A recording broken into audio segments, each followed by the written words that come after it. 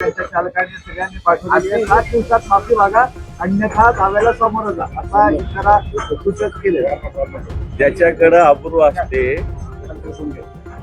तो अपूर्व नुकसानीचा दावा करू शकतो. त्याच्यामुळं यांच्या अशा अपूर्व नुकसानीच्या दाव्याला मी फुकट सुद्धा भीक घालत नाही. उलट मी याची वाट बघतोय या सगळ्या दाव्याचे काय काय लिहितात, कारण माझ्याकडे चांगलं खमंग मटेरियल आहे व्यवस्थित. त्याच्यामुळं मी या दाव्याची वाट बघतो. दावा चांगला मोठा दाखल करावा, म्हणजे तुम्हाला हे पैसे कोर्टात भरावे लागतील. ते कुठून आणले, काय आणले, सगळं बघावं लागेल. त्याच्यामुळे मी या अपूर्व नुकसानीच्या दाव्याची वाट बघतो. पत्रकार परिषद पत्रकाने ते असे डॉक्युमेंट नाहीत किंवा क्रमांकच नाही त्यामुळे असं तेव्हा मी भुमरेंना एक तर भुमरेंचा ड्रायव्हर आहे एवढा माझा आरोप आहे. माझ्या आरोपाचं उत्तर त्यांनी द्यावं. मी आरोप असा केला होता की त्यांचा ड्रायव्हर आहे, त्यांनी कबूल केलेला आहे. त्याचा जन्म 1985चा आणि 71ला हेबानामा कसा होतो हा माझा पहिला प्रश्न होता. दुसरा प्रश्न, हिंदू कुटुंब मुस्लिमाला हिबानामा कसा करून देऊ शकतो हा माझा दुसरा प्रश्न होता. याचं उत्तर अद्याप मिळाले. एक दुसरी गोष्ट, गट नंबरच्या विषयी आपणही पत्रकार बांधवांना मी पूर्णपणे माझं निवेदन दिलेलं आहे. मी त्याच्यात असं म्हटलेलं आहे की आधीचा गट नंबर 174, आताचा सर्वे नंबर 89 असं माझ्या पत्रात सुस्पष्ट आहे. तुम्ही पण वेगळंच बनवताय, ते पण वेगळंच बनवताय. मी स्पष्टपणे म्हटलेलं की 174 गट नंबर आधीचा, आता सर्वे नंबर 89 झालेला आहे. तो मी त्याविषयी बोललेलो आहे. त्यामुळे 174 तिथे नाही हे मलाही माहिती. मी काही एवढा अनाडी नाहीये. तुमचा तरी तालुका तिकडे आहे, माझं तर रोज येणं जाणं या भागामध्ये. त्यामुळे मला सगळे गट नंबर माहिती आहे, सर्वे माहिती आहे, सगळ्या गोष्टी माहिती आहे, शेतकरी माहिती आहे प्रत्येक गावातला. त्याच्यामुळं ह्या विषयावर दिशाभूल करणं अतिशय चुकीचं आहे. मी ऑलरेडी माझ्या पत्रात म्हटलेलं आहे की 174 गट नंबर आधीचा होता, आता 89 नंबरचा सर्वे. बरं, नोटीसीला तुम्ही उत्तर देणार आहात का की ते कायदेशीर जी काही प्रक्रिया असेल त्याला तुम्ही पुढे जाणार आहात? हे पहा, नोटीसीला उत्तर तर मी देईल, पण मी सांगतो मी उत्तर नाही दिलं ना हे काही कोर्टात जाणार नाही, मला 100% माहिती. कारण आधीची केस भुमरे सांगतात त्यांच्या मुलाच्या विषयीचं तर कुठं काय झालेलं आहे, कुठं काय केलेलं आहे त्याच्यामुळे मी त्यावेळेस प्रश्न उपस्थित केला होता. भुमरेंच्या मुलाला मारलेलं नाही, पडले. ते किती वाजता पडले,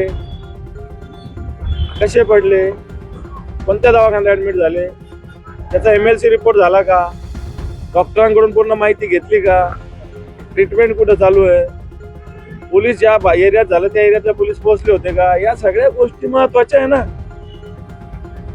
त्याच्यामुळं या गोष्टी कुठंच येत नाही.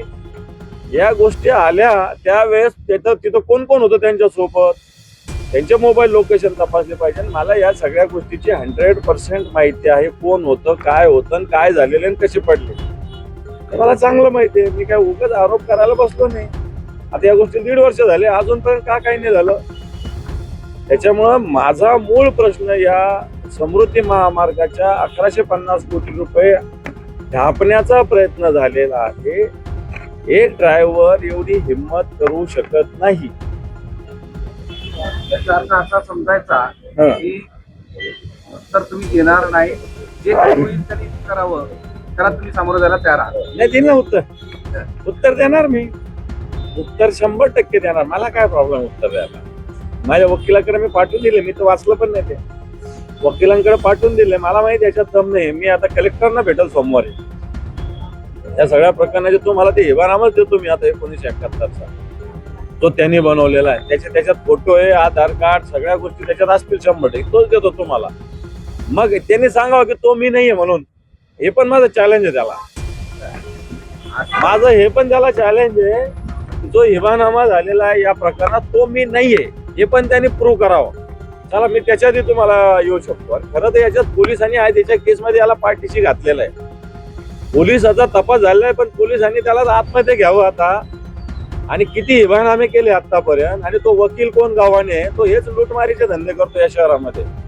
सगळ्या ठिकाणी अशा कॉन्ट्राव्हर्सीच्या केसेस संदीप गावाने नावाचे वकील हँडल करतात. त्यांच्या केसेस किती चालू आहे विभागीय आयुक्तालयात आणि कलेक्टरमध्ये, मी आता त्याची माहिती काढणार आहे. हे वकील हेच काम करतात आणि बापू भुमरे त्यांच्याकडेच बसलेले असतात, माझ्या घराजवळच राहतात. रोज संध्याकाळी तिथं असतात बापू भुमरे संध्याकाळची वेळेस. मी तर म्हणेल मी त्या वकिलांच्या कोणत्या कोणत्या केसेस चालू याची जरा माहितीच काढतो ती एकदा लोकांसमोर आणतो. प्रत्येक वेळेस कोट्यवधीचा एवानामा होतो त्यावेळेस एक माहिती आणखी तुम्हाला देतो मी. माझ्याकडे जी आलेली ती चेक करा. या ड्रायव्हरच्या एका भावावर कुठेतरी 376चा गुन्हा दाखल झाला आणि त्या गुन्ह्यात अशी कंप्लेंट आहे की अभी मेरे पास 100-200 कोटी आए हुए, मेरा कोई कुछ नहीं कर सकता, असं त्या कंप्लेंट मध्ये लिहिलेलं माझ्या कानावर आलेलं. मी ती कंप्लेंट जो FIR आहे तो काढतोय. 376चा FIR त्याच्या भावावर कुठेतरी रजिस्टर झाल्याचं माझ्या कानावर आहे. मी 2-3 पोलीस स्टेशनला माहिती काढतोय ती माझ्या कानावर आलं. त्याचा भाऊ म्हणला की मेरे पास तो अभी 150-200 कोटी आहे, मेरा कोण क्या कर सकता. हे कसं काय बोलू शकतात. हा विषय दुसरा एक महत्वाचा विषय आहे की राज्यसभेच्या एका जागेसाठी एकमत काही होताना दिसत नाही आणि शिवसेना आग्रही आहे, कारण की तुम्हाला असं वाटतं की तुमची जागा आहे आणि त्या सगळ्यामध्ये तुमचं पण नाव येते राज्यसभेच्या त्या नावापैकी. मला असं वाटतं महाविकास आघाडीची एकत्रित चर्चा चालू असेल आहे. सगळ्याच चर्चा पत्रकारांसमोर किंवा ऑफिशियली करण्याची गरज नसते आणि या सगळ्या महाविकास आघाडीच्या चर्चेतून महाविकास आघाडीचा उमेदवार ठरेल. तो कोणता असेल काय असेल निश्चित समोर येईल, कारण हे काही फक्त एका वर्षाचं नाही, पुढच्या 2 वर्षाचंही सुद्धा नियोजन याच्यामध्ये असेल. त्यामुळे मला आपण फक्त रंगपंचमी परवाची होळी आणि रंगपंचमी होऊ द्यावी, निश्चित आपल्या समोर सगळ्या बाबी समोर येतील. ते नाव आहे तुम्हालाही लागेल का लॉटरी. हे पहा, शिवसेना आहे किंवा कोणताही राजकीय पक्ष आहे, पक्षप्रमुख अंतिम निर्णय घेत असतात. बाकी कोणाच्या इच्छे अनिच्छेला कोणताही अर्थ नसतो. त्यामुळे पक्षात जे होईल ते पक्षप्रमुखाच्या आदेशाने होत असतं, एवढंच मी सांगतो. तर ते शेतकऱ्यांना KYC केली नाही म्हणून नुकसान भरपाई मिळत नव्हती. आता जालन्यातील एका तहसीलदाराने पत्र लिहिलंय आणि असं म्हटलंय की KYC पण झाली आहे, शेतकरी आमच्याकडे चक्रा मारतात, पैसे द्या, त्यांना पैसे कुठून द्यायचे. मागच्या काळातले 2022 पासूनचे अनेक अनुदान किंवा मदती अशाच पेंडिंग आहे. त्याचा आकडा मी आपल्याला देईल. हजारो कोटी रुपये बाकी आहेत. KYC केलं, आधी याद्या बनवल्या, पंचनामे केले, नंतर KYC केलं. आता KYC होऊन पैसे आलेले नाही. 33,000 कोटीचं पॅकेज सुद्धा जे घोषित केलं होतं महाराष्ट्रातलं सगळ्यात मोठं, तेही अजून पोहोचलं नाही. परंतु आपल्या जिल्ह्यात एक प्रकार समोर आला होता की अनुदान दिलं आणि नंतर त्याचे सातबाऱ्यावर बोजा टाकण्याचं सांगितलं गेलं. पहिली गोष्ट तर प्रशासनातल्या अधिकारी अशा चुक्या करतात. सगळ्यात आधी ज्याला द्यायचं त्याला देत नाही. त्या अधिकाऱ्यावर आधी कारवाई केली पाहिजे. ज्यांनी ते ज्याच्या खात्यावर टाकले त्याच्या पगारातून ते पैसे वजा केले पाहिजे, अशी माझी मागणी. शेतकऱ्याला त्रास देता कामा नये. ज्या अधिकाऱ्यांना आधी दिलेलं अनुदान पुन्हा एकदा दिलं त्या अधिकाऱ्याच्या पगारातून अशा रक्कमा कट केल्या पाहिजे.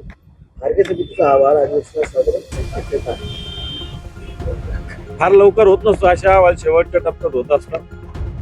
परंतु खारगे समिती, मला असं वाटतं आताच्या या परिस्थितीत पार्थ पवार वगैरे विषय बोलावं न बोलावं हा वेगळा विषय.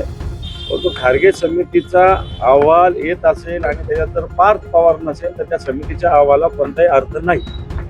अजितदादाच्या मुलाचा अपघात झाला तर पिंकी नळीच्या वडिलांनी संशय व्यक्त केला की पायलटची नियमात केले गेले. काही सगळं संशयास्पद आहे. चौकशी व्हावी सगळ्या महाराष्ट्राची मागणी आहे आणि ती लवकरात लवकर व्हावी अशा प्रकारची आमची पण इच्छा विनंती आहे आणि सत्य जगासमोर यावं. संभाजीनगरमध्ये महानगरपालिकेकडून जी कारवाई केली जाते, एका गर्भवती महिलेला मारहाण झाल्यानंतर कारवाई सुरू झाली, पण MIMचे नगरसेवक रस्त्यावर उतरून या कारवाईला विरोध करत आहे. अधिकाऱ्यांना तिथून उचलून